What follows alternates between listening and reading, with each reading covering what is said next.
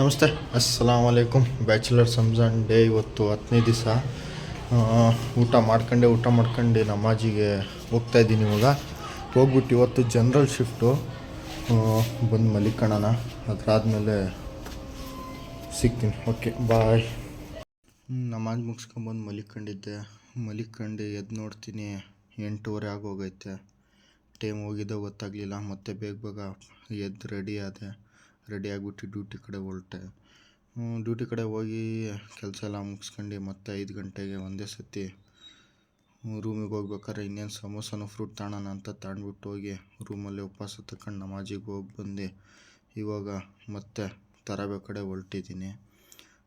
ತರಾಬೆ ಎಲ್ಲ ಮುಗಿಸ್ಕೊಂಡು ಮತ್ತೆ ಬೆಳಿಗ್ಗೆ ಊಟ ಬೇಕಿತ್ತು. ಇವತ್ತು ಜನರಲ್ಲಿ ಹೋಗಿದ್ದೆ, ಊಟ ಮಾಡ್ಕೊಳಕ್ಕಾಗಿಲ್ಲ. ಅಲ್ಲಿಗೆ ಹೋಗ್ಬಿಟ್ಟು ಹಂಗೆ ನಮ್ಮ ಫ್ರೆಂಡ್ ಮನೆ ಹತ್ರ ಹೋಗಿ ಊಟ ಇಸ್ಕೊಂಡು ಅವನ ಹತ್ರ ಮನೆ ಕಡೆಗೆ ಮತ್ತೆ ಬಂದೆ. ಓಕೆ, ಬಾಯ್. ನಾಳೆ ಸಿಗೋಣ. ಬಾಯ್.